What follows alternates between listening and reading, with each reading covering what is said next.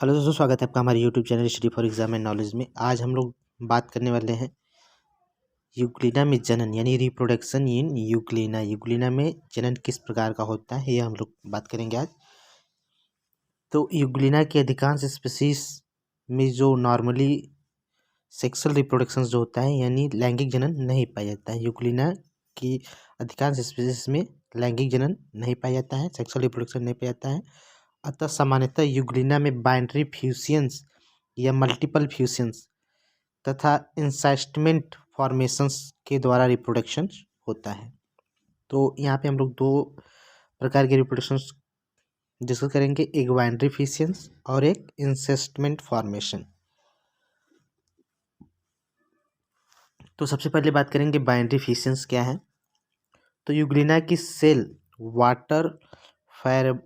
Water temperature और food की फेरेबल condition में, यानी यूग्लिना की सेल में बाइनरी फ्यूजन्स तब होगा जब यूग्लिना में सेल वाटर टेम्परेचर फूड यानी ये सभी जो कंडीशन होंगे, यानी टेम्परेचर भी अनुकूल होगा, भोजन भी उपस्थित होगा, तो फेरेबल कंडीशन में यानी अनुकूल परिस्थिति में बाइनरी फ्यूजन्स होता है। बाइनरी फ्यूजन्स मेथड द्वारा रिप्रोडक्शन करता है। इस मेथड में यूग्लिना की प्रत्येक सेल लॉन्गिट्यूडिनल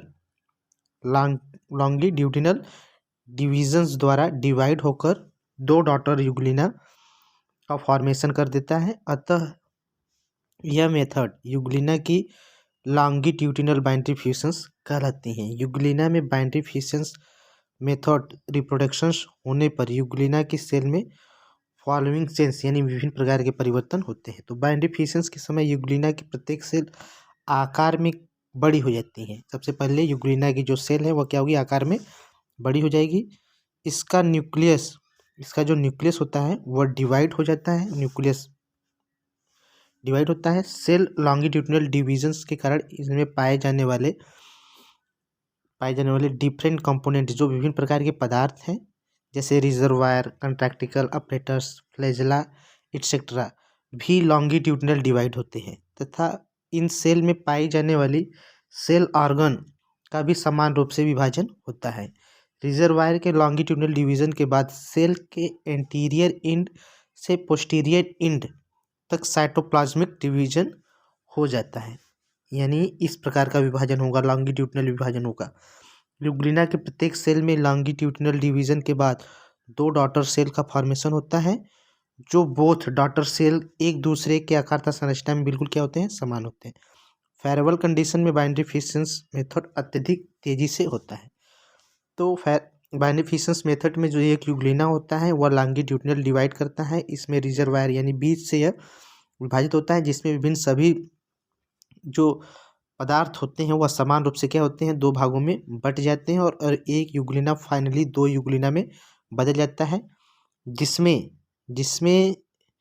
सभी अंग जो यूग्लिना में उपस्थित होते हैं वह डॉटर सेल में जितने जो भी अंग होते हैं वह सेम जिस यूग्लिना से वह डिवाइड हुआ है उसके समान ही होते हैं।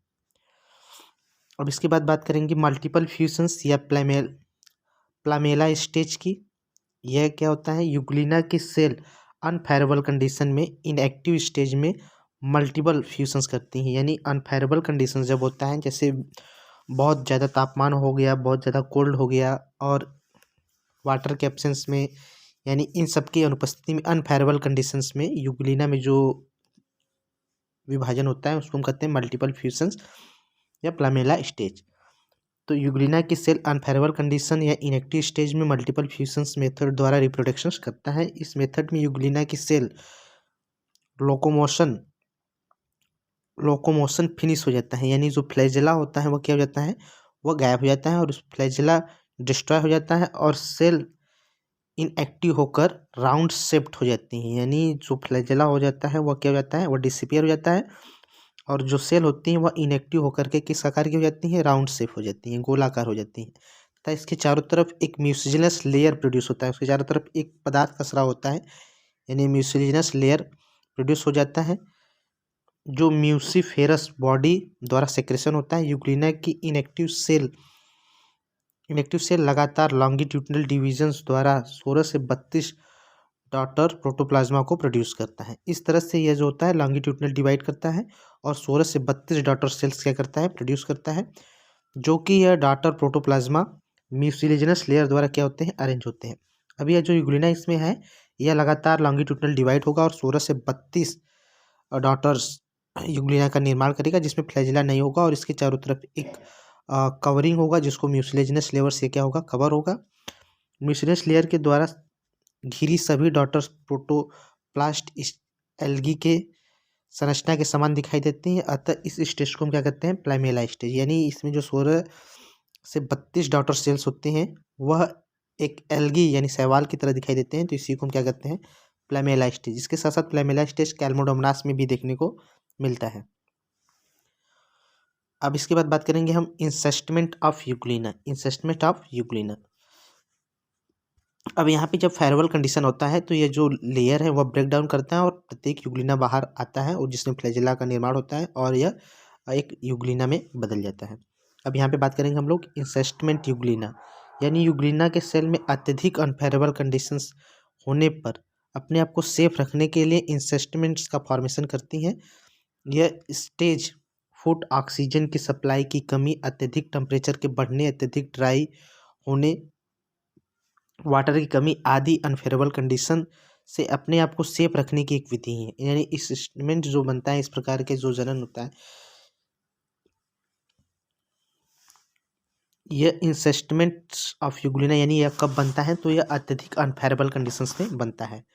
जैसे कि बताया गया है कि ऑक्सीजन की कमी हो जाए, टेम्परेचर बहुत ज़्यादा लो हो जाए या टेम्परेचर बहुत ज़्यादा अधिक हो जाए, तो उस अवस्था में इंसेस्टमेंट का क्या होता है, निर्माण होता है, जो यूग्लिना को उस अवस्था से बचाए रखने के लिए महत्वपूर्ण भूमिका निभाता है। तो इस स्टेज में यूग्लिना की प्रत्येक सेल के चारों तरफ एक थिक लेयर्स या येलो या ब्राउन कलर की एक जेलेटिनस लेयर डेवलप्ड हो जाती है, जिसे हम सिस्ट कहते हैं। यूग्लिना सेल के चारों ओर सिस्ट के बनने की क्रिया को ही इंसेस्टमेंट हम कहते हैं। यूग्लिना की डिफरेंट स्पीसीज इंसेस्टमेंट के प्रोसेस से प्रोड्यूस होने वाले सिस्ट 2 से 4 लेयर होती हैं, जिसके अंदर यूग्लिना अरेंज रहता है। इंसेस्टमेंट के बाद यूग्लिना सेल एटमॉस्फेयर की डिफरेंट कंडीशंस से सेफ रहते हैं तथा कंडीशन फेवरेबल होने पर यूग्लिना पुनः एक्टिव हो जाते हैं तथा सिस्ट से रिलीज होकर वाटर में फ्री स्विमिंग करते हैं। सिस्ट से सेल फ्री होने से पहले यूग्लिना सेल कई बार डिवाइड होकर 2 या 2 से अधिक न्यू यूग्लिना में परिवर्तित हो जाता है। तो इस तरह से इंसेस्टमेंट की प्रक्रिया यूग्लिना में होती है। अब इसके बाद बात करेंगे how to prove that the euglena are plant व एनिमल्स। आप किस तरह से प्रूव करेंगे कि यूग्लिना प्लांट है या फिर एनिमल है। तो स्टडीज ऑफ यूग्लिना, यूग्लिना की स्टडी प्लांट तथा एनिमल बोथ फॉर्म में की जाती हैं। यूग्लिना सेल एनिमल के साथ प्लांट के सम कैरेक्टर्स पाए जाते हैं, अतः यूग्लिना प्लांट और एनिमल के बीच की कनेक्टिंग लिंक माना जाता है। बट यूग्लिना में मेनी फॉलोइंग कैरेक्टर्स के कारण इन्हें नॉर्मली एनिमल के फॉर्म में क्लासिफाइड किया गया है।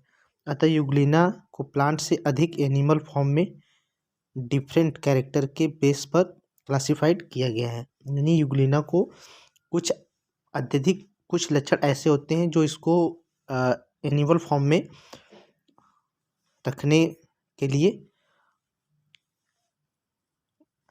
जैसे कि इसमें यूग्लिना को एनिमल में क्यों रखा गया, कुछ कैरेक्टर्स यहाँ पे बताए गए हैं।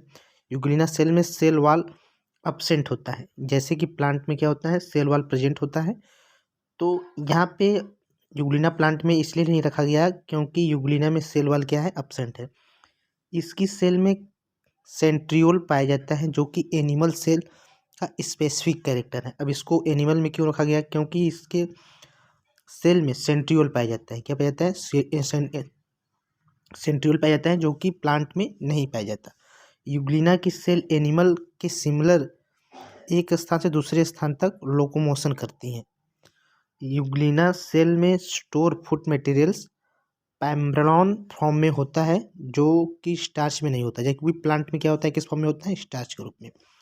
वातावरण के डिफरेंट फैक्टर्स जैसे लाइट, टेम्परेचर आदि पर यूग्लिना का नॉर्मल एनिमल के समान बिहेवियर देखने को मिलता है। तो इन सभी कैरेक्टर के अकॉर्डिंग यूग्लिना को एनिमल्स में रखा गया है। तो आशा करते हैं कि आपको वीडियो पसंद आया होगा। वीडियो पसंद आए वीडियो को लाइक करें। Thanks for watching.